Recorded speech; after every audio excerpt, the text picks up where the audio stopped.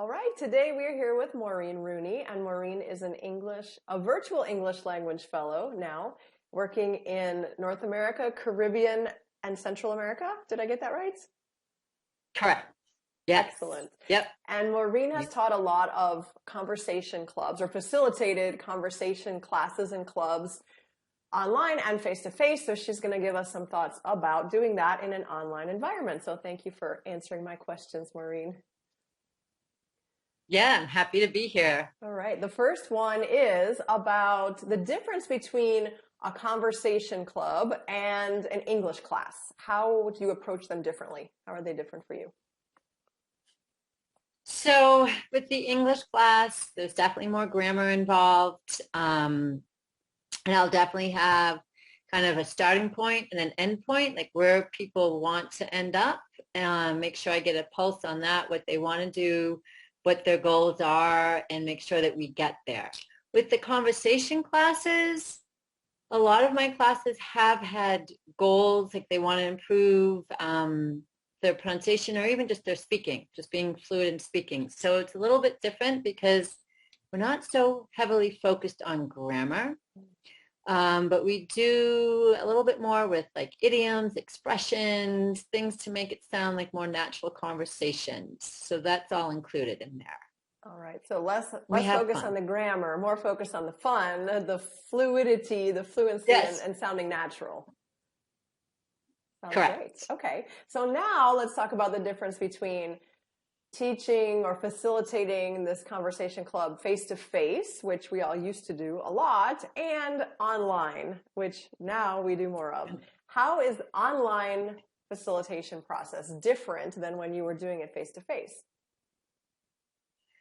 So face to face, it's obvious, it's very easy to get a pulse of how people are reacting to what you're saying, if they're understanding, if they're not. And then you can quickly say, oh, okay, we need to go back over that because I see by faces that maybe not everybody's understanding it. Online, that's a little bit trickier. Sometimes people are shy about putting on their cameras, turning on their cameras. So I try to make that, I would say, a rule that you have to have it on. I know technology can be tricky. You can't always get it on because you don't have enough Wi-Fi or internet. But it makes a better conversation if you can have it face to face, even online. So cameras on is really important just to be able to see how people are reacting. In person, I can easily split up groups. I still do groups online.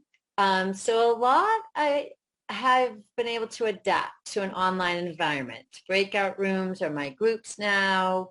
We still do games and different activities, just technology based. So sometimes Wi-Fi is an issue. So you mentioned that you do some of the same activities when you Mhm. were face to face and now online. What are some activities that you like that work well for you? So I still teach idioms, both online and in person. I still do the icebreakers, get to know you. I think that's really important.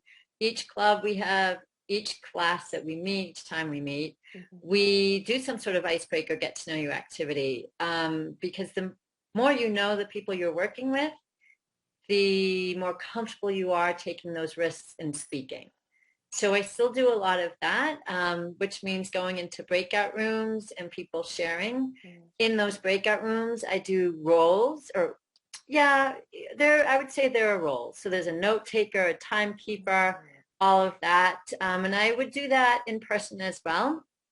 And as far as activities, I still do Pictionary. I'll do presentations where we can play memory. Pictionary, because I use Zoom, we'll use the whiteboard on Zoom. And I'll tell one person, I'll send a message to one person in the chat and say, okay, your word is um, a stethoscope. I'm doing some doctor stuff right now. So stethoscope.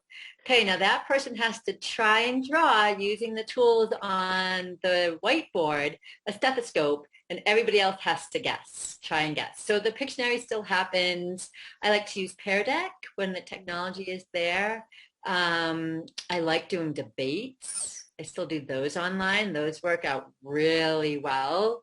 Um, and again, like the memory, I put a presentation together and we'll play that. And Flippity is a good website too, if the technology is there.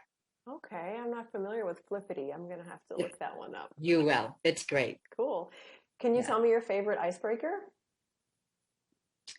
Um, so the one that I really like actually was given to me by another fellow, Kara Schroeder, and it's Gossip Time. And it's where I put a picture up.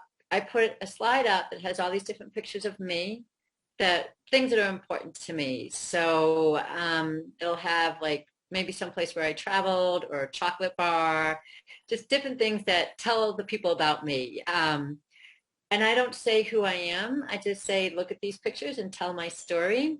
And it's been great because I say be as creative or as realistic as you want.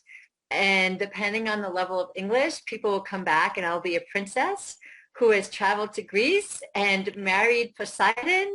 And like, so it's so much fun.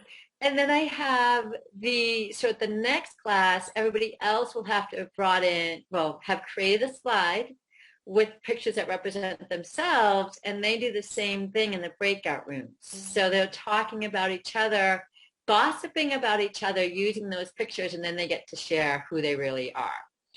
So I really like that one. It's I a love lot of that fun. idea. And it's fun to be the person who puts the pictures up and just be Yes. quiet and hear the story they come Yeah. up with. Yes. Yeah. Fun. Thank you And for that's the sharing great that. thing. Yeah, you can choose whichever pictures you want. So sometimes I have my kids on there. Sometimes it's books. It's always chocolate. Uh, it makes the world go round. It makes everybody smile. So that it is, and people always enjoy it. Yeah. Fun. Okay. Gonna have to use that one too.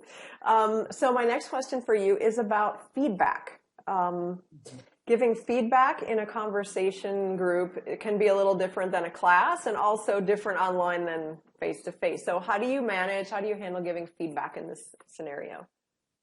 So oftentimes I'm working with a lot of adults who have already been out in the business world or whatever. So they're really direct. They'll say, "Did I say that correctly? Is there a better way to say that?"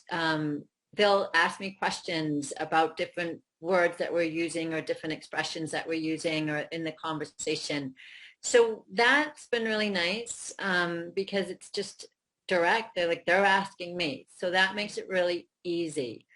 If I also work with college students, and with those students, it's a little trickier. I'll actually give it more to the group. If I hear something kind of like in a classroom, everybody or a lot of people are making the same mistake in a pronunciation, I'll address it to the entire class. One example is desert versus dessert, which is always a tough one.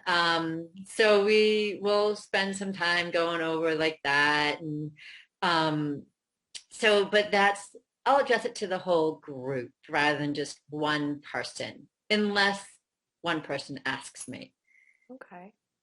Let me ask you another question because I know you were teaching some conversation groups for beginners. And I Yes. think that some of the teachers we're going to be working with in this new program will also be working with not beginners, but pretty low level English learners. So do you have any advice for that situation? I use a lot of pictures, a lot of pictures. Another thing that I have found that works is I will create a slide where I'll put, for example, it was, "Hi, my name is, I am this old, my birthday is." And I had my slide that had my examples on there, and we kind of went over, we had like conversations, we listened to Ed Puzzle, another great site with videos and questions embedded in it.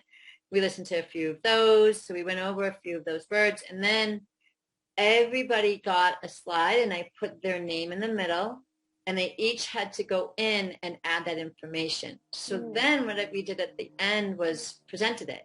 So everybody could read what they had written. So it was a little less intimidating than just speaking because they had already had a chance to write it down and think about it.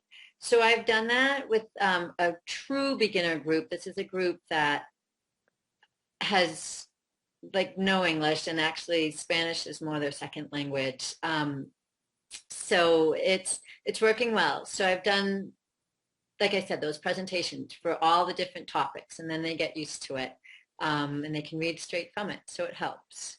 That's great. So in the end, your main goal is still to get them speaking, but you're just providing a lot of Hmm. scaffolding to get them there. You're providing the beginnings of Yep. sentences and giving them a lot of thinking time Yes. to put what they want to say together so that when it comes time to speak, they're ready instead of just having Yep. to, okay, who's going to talk next? You, which with beginners would probably not be that Yeah. successful. Yeah. And they can add in pictures too. Yeah, it wouldn't be. Mm. They add in their own pictures. When we did I like, I don't like, they were able to add in all their own pictures. So even if they didn't have the word correct, like if they didn't know the word, they had a picture of it. So then when it was their time to present, we all talked like, how do you say that? What is it in Mm. Spanish? What is it in English? So the simple fact they're actually adding in pictures as well. So yes, the sentence frames are there, the scaffolding is there, the pictures are there, And you and know, they the have pictures time actually is to easier to do something like that online than face to face.